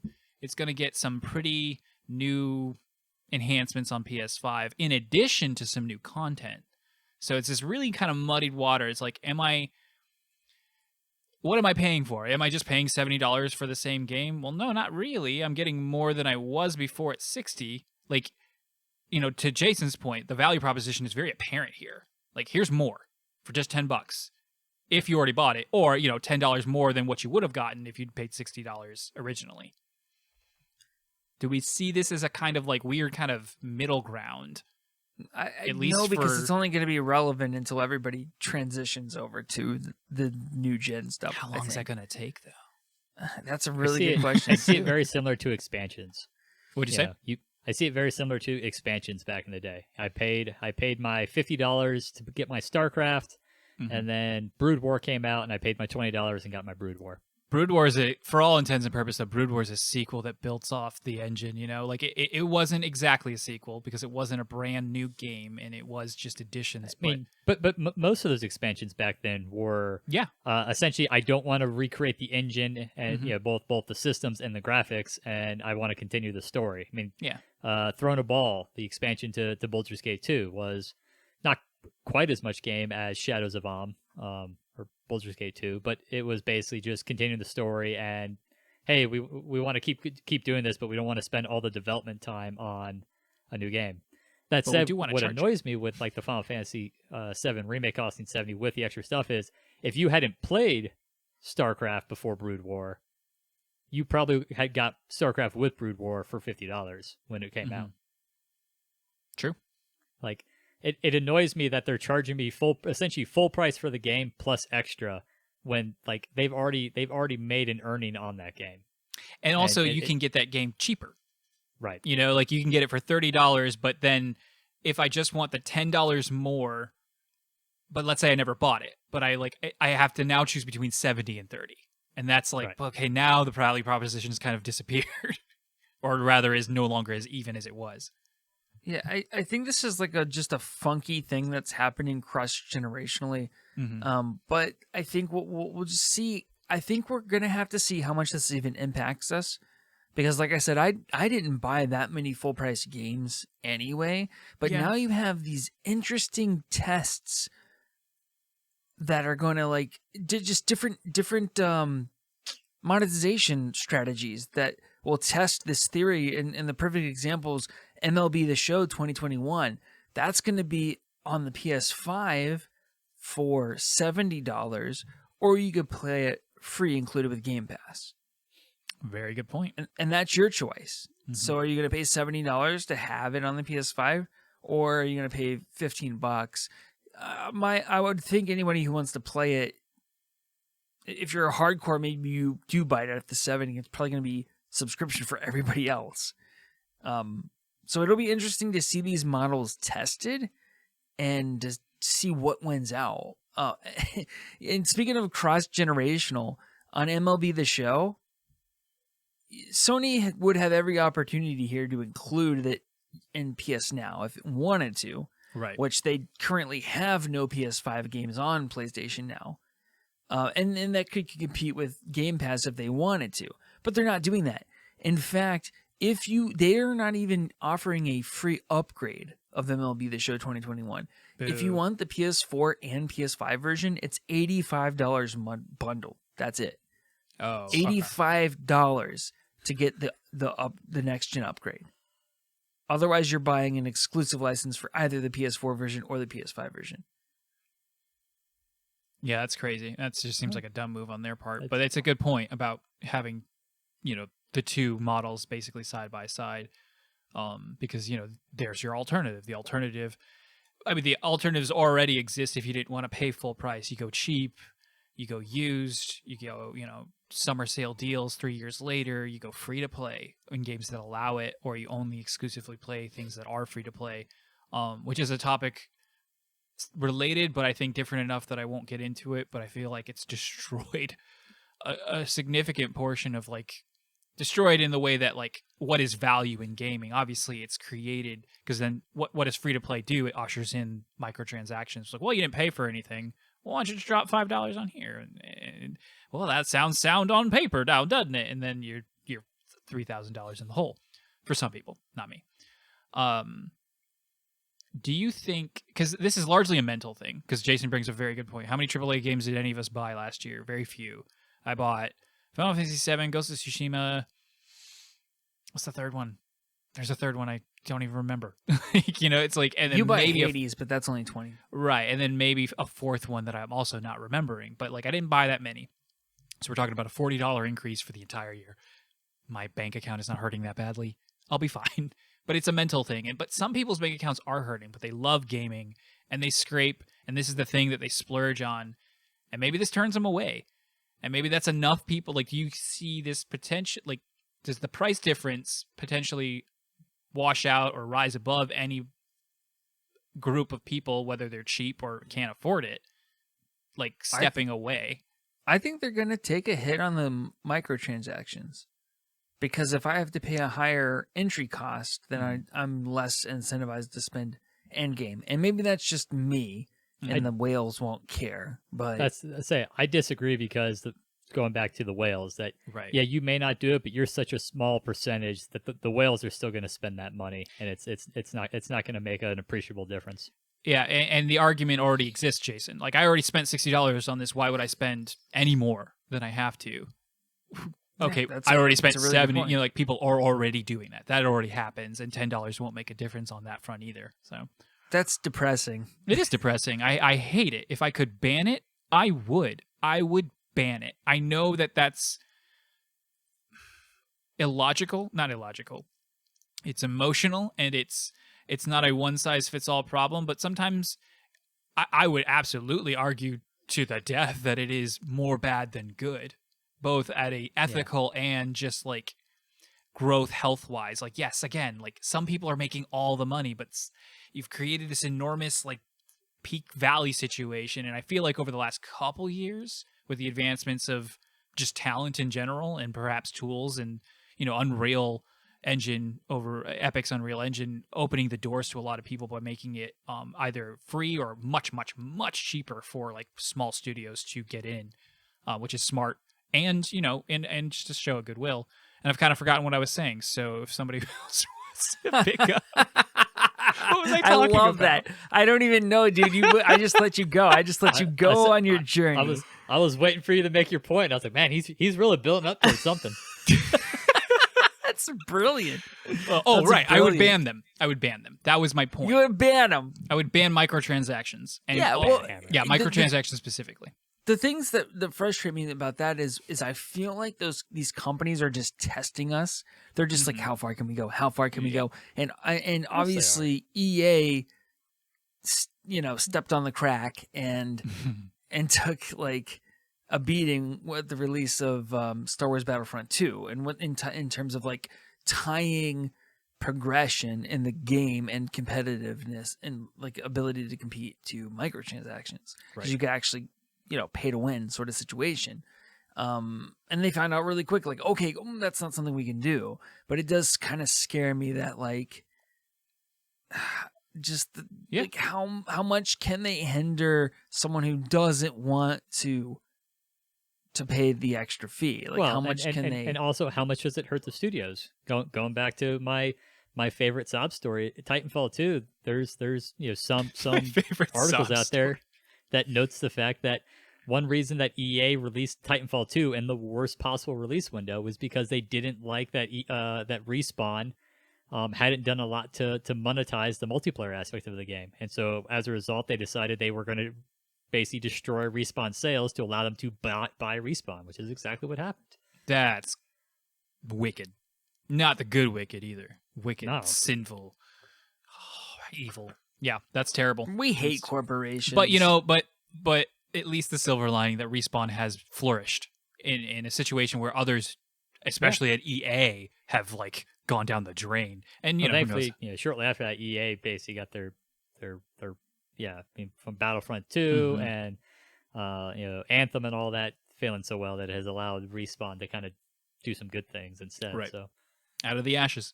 But yeah, Jason, you said it scares me. It scares me too. And this is hyperbole. This is very doom and gloom and exaggeration. But like when I look at where is all the money actually coming in gaming, it's people I don't relate to, and that tells me that I'm not the demographic for the industry and the hobby and the pastime that I've put my whole life into, and hope to do the rest of my I have no time or no plans to stop in gaming, and it sucks to think that maybe one day gaming will force me out, so to speak. Like, I'll look around and be like, oh, again, very doom and gloom, not happening anytime soon. But even the great single player, console exclusives are just riddled with garbage multiplayer and garbage microtransaction and garbage games as a service models and stuff, like to the point where I just I don't want to play anymore. This is just not. And some people have done that. I know that's probably turned some people off because they were probably heading out already, but it was the straw that broke the back. And it's not fun when you feel like the weirdo on the outside of something that you like so much. Well, and that you'd spent your life being the primary demographic of. Right. And I have no control over this. I can't, sports are just sports outside of gaming, sports in general, but of course in gaming as well, drive so much money. And it's just people buying the same basketball, baseball, football, soccer game every single year. Well, and I think I relayed the statistics on an earlier podcast that the largest percentage of gamers now is females over 18, which is clearly driven by mobile gaming. Yeah. Or a lot of females really like God of War. They love it. It's the best. Kratos' nips. How will this impact your spending on games? Do you foresee yourself buying fewer AAA games now? It's interesting because it happened in a console gen, which is probably the smartest time to do it. Because I'm too excited to play Returnal and Deathloop and God of War and Horizons and Ratchet. Just out there. I mean, a lot of those games are getting pushed and they're not coming out. Some have already have. Kena, thankfully, is a $40 game. So even in the midst of the 70s, you still have these smaller but well-made, well-backed titles. So it's not totally that way. The Miles Morales game was only $50, but for all intents and purposes, it was just a very short Spider-Man game, but just as good. I still think that pricing was excessive, but. What'd you say? I still think $50 was excessive for that game. I mean, maybe. Why? When compared to like First Light, Because and other, I consider it comparable to an expansion, and I don't think it's an expansion standalone should cost more than DLC. $20. Yeah, Expansions it costs less than the full price though. Expansions would always cost anywhere between like 30 and 40 to the like main game okay. 60. The Outer World expansions are like 20, 30. Those are DLCs though. They're not expansion. like Oh, you know, like whatever. well, that's what we're arguing. Define expansion over Expansion over is just a standalone fancy DLC. an expansion is a sequel in my opinion. Brood- Because they were. They always Brood War treated was like No. $20. I disagree. Lord of Destruction was an expansion. It was not a sequel. Brood War was $20, was it not? I don't know. I don't remember that far back. I don't think Brood War is a sequel. I don't think Lord of Destruction's But, a sequel. War- but Brood War is an expansion. It's the textbook definition of an expansion. There is no. You can't say that. There is no textbook. It's all what There you is. feel It's and think. Brood War and Lord of Destruction. That's the textbook definition of expansion. It took the original system, added on some new things, and expanded the story. Expanded the story, It not gave a you sequel. At least half the additional, campaign time. So we get to be the arbiters of what is and isn't a new system and what mechanics. I don't know. I would argue that I Brood War certainly was a get to have sequel. my I would opinion. argue that Lord of the Destruction was an expansion. It can't be a sequel. It was based upon the graphics and all the same. If it was a sequel, it would have been StarCraft 2. So is every stupid Call of Duty game that comes out every hold single on. year. And, But they and I mean, I hate to disagree with you, but like Majora's Mask was built on the Ocarina of Time structure. So I mean, but it's a sequel, or it's not a sequel, but it's a separate game. It's not. because an expansion. it's Touche. all marketing. It's all marketing, Touche. smokes and mirrors, and then price point. That's all there is to it. But also, like, the gameplay mechanics of Majora's Mask with the mask and all that were substantially different, whereas Brood War was still just StarCraft with a couple extra units. What were we? You were classifying Expansions. You were classifying no. Okay, then Spider-Man is just no. Spider-Man is not an expansion. Miles Morales is absolutely not an expansion. It might be overpriced, but it's not an expansion. It's a it's a soft sequel. You know, it's like a 1.5 because it's just so much smaller in scope, but it just continues the story with new mechanics, like Horizon 2 is going to. Like, you can't call that an expansion just because it's longer and costs more. You know? Yeah, but I expect the sequel to be at least as long as the first game. I mean, sure, that's fair. That's what you expect, and I would too. I'm not buying. I didn't go out and get Miles Morales, you know, for a lot of different reasons, but that's one of them. It's like I don't want to spend quite that much on a much shorter experience, even though I thought Spider-Man was too long. But now we're getting into value, which is yeah. I want to know. I want to ask you this question. So let me ask you this question. Assuming that things cannot stay the same, like we can't sustain this current model of $60 games with some having DLC, microtransactions, whatnot. How would you like to see the pricing pan out? Do you want to see things gravitate towards subscription service? Do you like the $70 price point? Would you like to see just like smaller, less ambitious games? Just not be $70, but it's not going to be as ambitious as it could be. Like, what do you want to see? I want smaller, less graphically impressive games. yes, That's what I want. I think games are approaching the point where a AAA game is costing too much to make. Mm-hmm. To the point where, like, if Naughty Dog puts out its next game and it doesn't do gangbusters, that Naughty Dog runs the risk of going out of business, of being shuttered, because games cost so much to make now that if every game's not a success, you're screwed. Yeah, I mean it's a hard question to answer because like it's an expensive hobby. You know, if you want to really just do that all the time, and let's I guess pretend that indies just stick around. Indies are separate from this; they'll just continue to do their own thing. We've mentioned many. I wish I had fewer games. It doesn't necessarily mean they have to be cheaper and smaller. That'd be one option. But I'm okay with the alternative of just being like, okay, maybe we don't make huge franchises anymore, but this game slaps and it sticks with you, and it's something you talk about for years, and maybe you replay a bunch or whatever. But don't expect a sequel ever. Or at least no time soon, because we're going to spend a really long time making it. That's super interesting to hear you guys say that. So Sean, you're saying You're great. You're good with like smaller, less ambitious games that are a cheaper price point. Because you talked about earlier, how does this change your gaming habits? My gaming habits have already been shifting over the last few years. I am playing more indies. I am playing smaller games, and part of that is mostly been driven by the fact that I don't have the time to play games that eat up huge amounts of time anymore.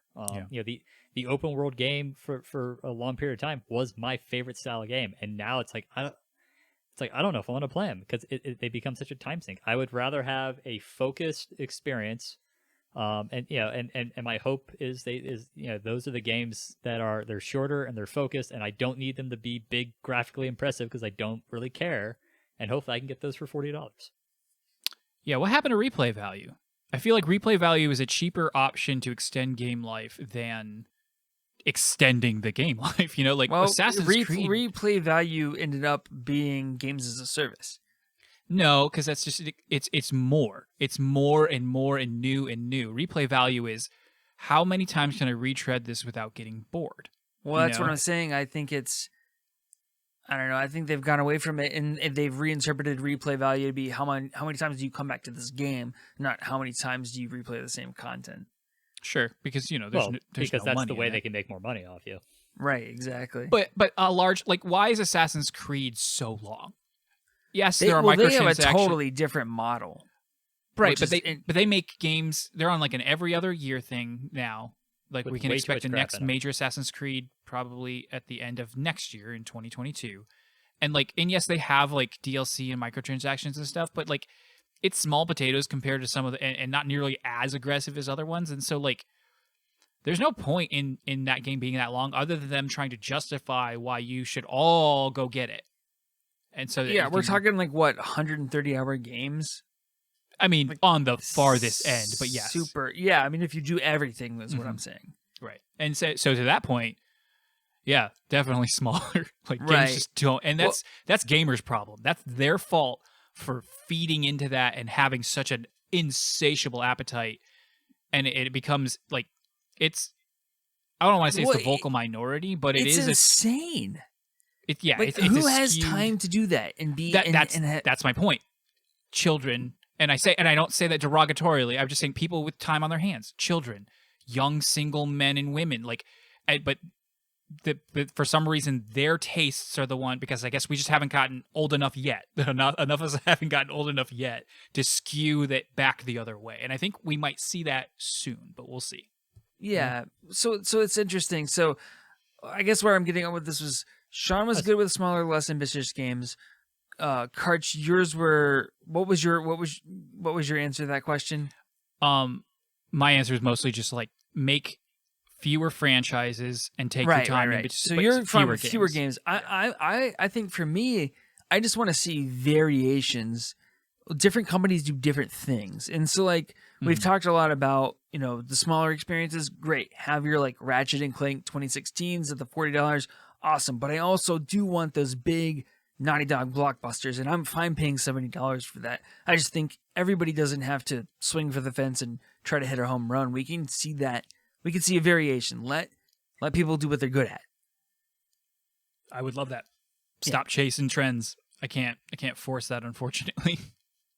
Let me ask you this. Do you have any like wild predictions for maybe a different monetization strategy in gaming that's not currently already in use? No, that's couldn't be further away from my forte. What about you, Sean? I think you're going to see sometime this generation for lack of a better term, a legacy studio go under because they went for one of these AAA games and it just didn't land well. That would be interesting. Very nearly happened to Bioware. I was going to ask you, we were very lucky that Bioware did not stop existing after Anthem. But you've seen like Square Enix take hits with like the Final Fantasy. No, sorry, not Final Fantasy. Oh my gosh, Avengers. The Avengers game. So they had that one, and that Sega dude put out, the guy who invented Sonic, put out a game recently. Yep. Oh, the Balan Wonderland. Yes. Yeah, that was total trash, but that was smaller scope. That was a Square. Yeah, I'm just saying they've been getting pummeled. Yeah, I think I think of all title, I think CD Projekt Red's going to be interesting to see because they've got quite the battle chest coming out of Witcher 3 and pre-sales from Cyberpunk 2077. But whether or not they bounce back and they're able to survive long enough to put out a game to kind of redeem themselves, is going to be interesting to see. They've already got the money. They're not financially insecure in that regard. Yeah, but it's not going to have the tail of sales, I think, like Witcher 3. No, it won't. But my point is, like, they will make their next game. How they go about marketing it and reinvigorating people's trust in that company and whatever that game is. It could be, but like if they don't play because they will not have built up the battle chest like they did after Witcher 3. And they've got the ill will, they're gonna have a harder time making enough money on their next game. Yeah, and no, for if sure. it happens again, that may be the end of CD Projekt Red. Maybe. So, circling back to my question, different monetization strategy. I did think of one that I would be willing to pay for, but we talked about like value proposition and what do you need to bring to the table to make it worth that extra amount. I think I would be okay, for instance, with like $80 games if they were cross-platform purchases. I'm going to bleep out you saying $80 games because then we're asking for it. Well, okay, but if I can play that game... No, I'm telling you, value proposition for me, I want to be able to play that, buy it one time, play it on Steam, play it on Xbox, play it on PlayStation, have the cloud save transfer, like stream it to the Switch or my phone or whatever. Like I want to be able to play that thing anywhere. And if I could do I'll that... pay $70 for that. Say what? I'll pay $70 for that. I mean, I'm just saying value proposition. I think I'd be willing to pay $80. Otherwise, I'm bound to double dip on a game like Karch might with Diablo 2 Remaster. You already talked about. Yeah, I want to buy it on the Switch, but then I might double dip to play with you on PC. Like, what if you could buy it once? You're talking about. We've already made a lot of headway in crossplay, though. It would be really weird to go backwards like that to then charge for it. When you're not charging for a cross play, you're charging for a cross platform purchase. I get that, but you gain okay, let's pretend crossplay exists for those games. What else am I getting aside from some very, very minor benefits that I've now, I'm just telling you what I'm willing to spend money on. You get to play it on your PC or your Switch or your phone or your PlayStation, and your save carries across, your friends list carries across, everything carries across. You can play it on any platform, anytime. So you want Monopoly? Because that's the only way you're going to achieve that. Well, right. But I'm saying it's a pipe dream. I see some of the appeal. It's a pipe dream, yeah. Companies could do this. Ubisoft could do this and say, okay, it's a cloud purchase. You buy it on one time, and I'm giving you a license for every platform. Yeah, I mean, I see the appeal, but it's not enough for me to want to pay extra for it. Is all. Even if it could exist. Well, it could be an option. I'm just saying, if they play with these price points, if they play with these, maybe one person's like, yeah, I'll pay $80 for every game to play it everywhere, and somebody else is like, no, I'm just going to pay $15 in perpetuity to stream these games or whatever. Like, I think there's enough room. We're a big tent industry. There's enough room in that for people who want different things. Yeah. I wish the industry had played with prices more willingly throughout its history. Like at some point we settled in at the $50-$60 range a long time ago, and that was as high as you would go. Very few games without peripherals or some extra software include, like some goofy exception would go above that number. Whereas where it's like, again, just this game does not equal this game. It didn't take as long to make, or it's not as much bang for the buck for the consumer. And we are very, very experimental with everything underneath this ceiling, but pushing the ceiling is just a no-no, except when we all do it together randomly, seemingly,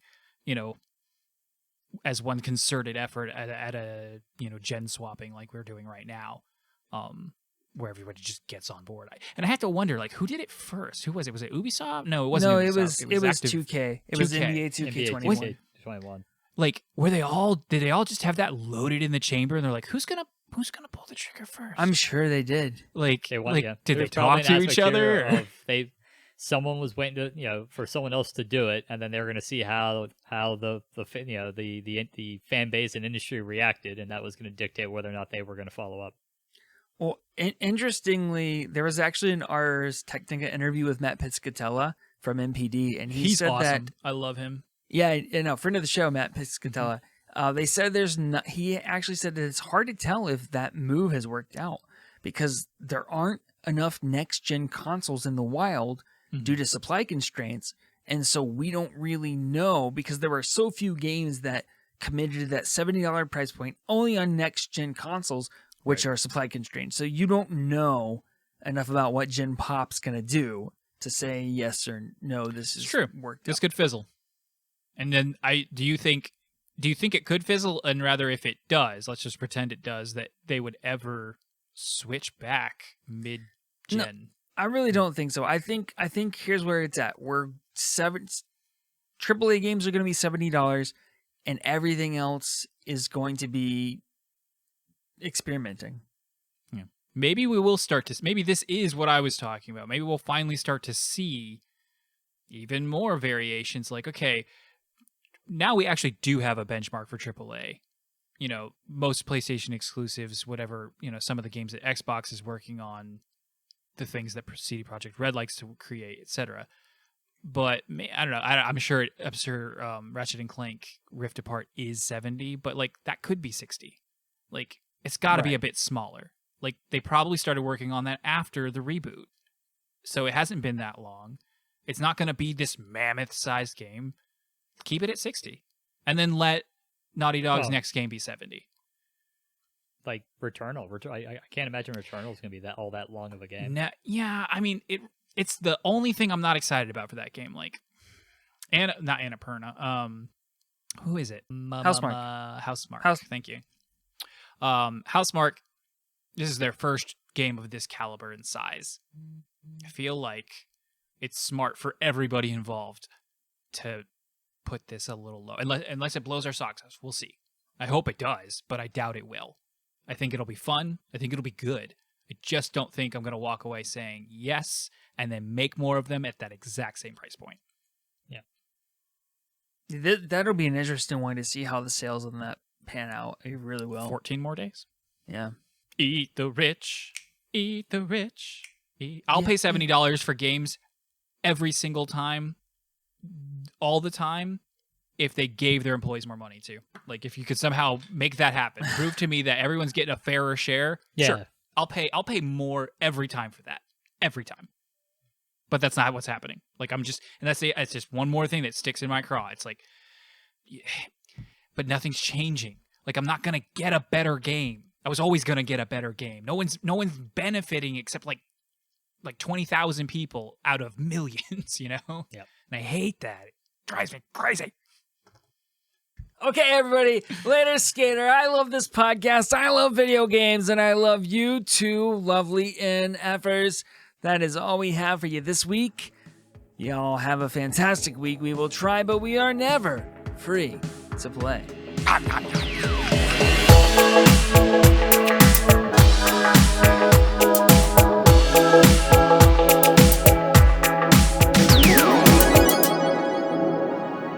She has the last name? All of them do, man. They all have last names. Cloud Strife, Barrett Wallace, Tifa Lockhart, Aerith Gainsborough, Sid Highwind, Vincent Valentine, Yuffie Kurosagi. That's probably racist, but it is something Japanese.